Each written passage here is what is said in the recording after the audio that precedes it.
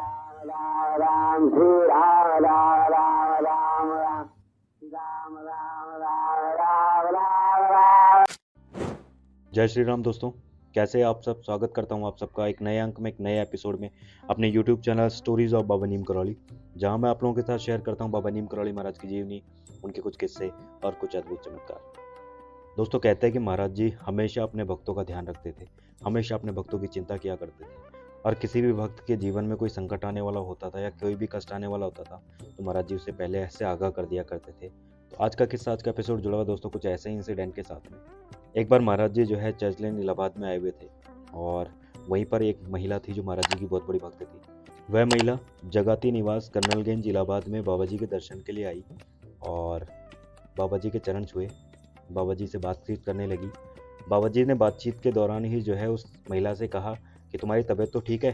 और इस पर महिला चूंकि स्वस्थ दिख रही थी तो उस महिला ने जो है महाराज जी को जवाब दिया कि हाँ महाराज जी, मैं बिल्कुल ठीक हूँ। और उसके बाद में तुरंत बाद जो है महाराज जी बोले कि तुम्हारी तबीयत ठीक नहीं लग रही है, तुम एक काम करो, लेडी डॉक्टर जो बरार है उनको दिखाओ और वो जो भी इलाज बताए उसे पूरा करवा लेना। फिर महाराज जी ने उसे कहा कि तुम रुपयों की चिंता मत करना, रुपए हम उसे दे देंगे। और इस पर महिला ने कहा कि महाराज जी, लेकिन मैं तो स्वस्थ हूँ, तो फिर आप क्यों कह रहे हैं कि मैं जाकर जो है उस लेडी डॉक्टर को दिखाऊं, और फिर वो फीस भी लेगी। तो फिर महाराज जी ने कहा कि फ़ीस हम उसे दे देंगे, वो 16 रुपये फ़ीस लेती है, वो हम दे देंगे, तुम जाओ और उसे दिखाना। इतना सुनकर जो है महिला थोड़ा सा भयभीत हो गई, और क्योंकि उसे लग रहा था कि वो पूर्णतः स्वस्थ है, लेकिन फिर भी महाराज जी उसे क्यों कह रहे हैं। और लेकिन महाराज जी का चूँकि कथन जो होता था वो एकदम सत्य होता था, और उसे पूर्णतः विश्वास था कि महाराज जी जो कुछ कह रहे हैं वो शायद उसमें कुछ ना कुछ सत्य है। और इसीलिए जो है मन में थोड़ा सा डर गई कि महाराज जी उसे ऐसा क्यों करने के लिए कह रहे हैं। तो वो जो है महाराज जी को प्रणाम करने लगी और प्रणाम करके जो है अपने घर पे चली गई। उसने जो है अपने घर वालों को नहीं बताया, और बिना अपने घर वालों को बताए हुए वो उस लेडी डॉक्टर के पास में चली गई जिसके बारे में महाराज जी ने उसे कहा था। उसने जाकर जो है महाराज जी के बारे में बताया कि महाराज जी ने आपसे यहाँ चेकअप करवाने के लिए मुझे कहा है। और जो लेडी डॉक्टर बरार थी वो भी महाराज जी की बहुत बड़ी भक्त थी, और जैसे ही उन्होंने महाराज जी का आदेश सुना तो वो मान गई और उस महिला की जो है जांच वगैरह करने लगी। तब उस लेडी डॉक्टर ने कहा कि आप तो पूर्णतः स्वस्थ दिख रही हैं, तो फिर आपको महाराज जी ने चेकअप के लिए क्यों भेजा है।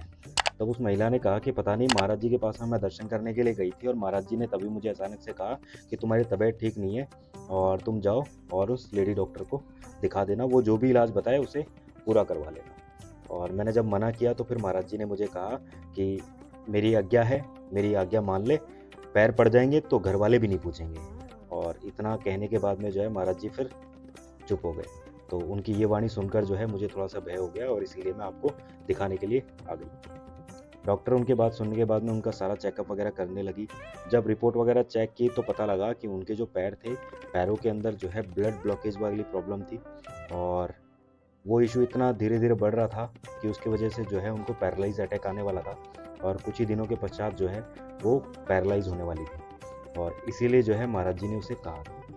इसके बाद में जो है उस लेडी डॉक्टर ने उसे काफ़ी लंबी दवाई के बारे में बताया, और जब वो पूर्णतः दवाई वगैरह लेने लगी तो उसके बाद में पूर्णतः ठीक भी हो गई, और जो ब्लड ब्लॉकेज की प्रॉब्लम थी वो पूरी ख़त्म हो गई। इस तरीके से महाराज जी ने पहले से उसे आगाह कर दिया था कि उसके जीवन में ये संकट आने वाला है और उसे पैरालाइज अटैक आने वाला है, जिसकी वजह से उसके पैर पड़ जाएंगे और पैर रुक जाएंगे। तो इसी से इलाज के लिए जो है महाराज जी ने पहले से उसे जो है लेडी डॉक्टर के पास में भेज दिया। तब उस महिला को एहसास हुआ कि महाराज जी ने उस दिन इतना आग्रह करके क्यों कहा था, क्योंकि वो जानते थे कि अगर वो इलाज समय पर नहीं करवाएगी तो उसे पैरालाइज अटैक हो जाएगा और वो पैरालाइज हो जाएगी। तो इस तरीके से महाराज जी जो है अपने हर भक्त की रक्षा किया करते थे, हर भक्त की चिंता किया करते थे। उसके जीवन में कोई भी कष्ट, कोई भी संकट आने वाला होता था, महाराज जी उसे आगाह कर दिया करते थे। तो आज के अंक में, आज के एपिसोड में इतना ही दोस्तों। मिलते हैं अगले अंक में, अगले एपिसोड में। अगर आज का एपिसोड आप लोगों को अच्छा लगा हो तो लाइक कीजिएगा, शेयर कीजिएगा, चैनल जरूर सब्सक्राइब कर लीजिएगा। मिलते हैं अगले अंक में। कमेंट बॉक्स में जय श्री राम, जय बाबा नीम करौली महाराज लिखना मत भूलिएगा। जय हिंद, जय भारत, जय बाबा नीम करौली महाराज। जय श्री राम।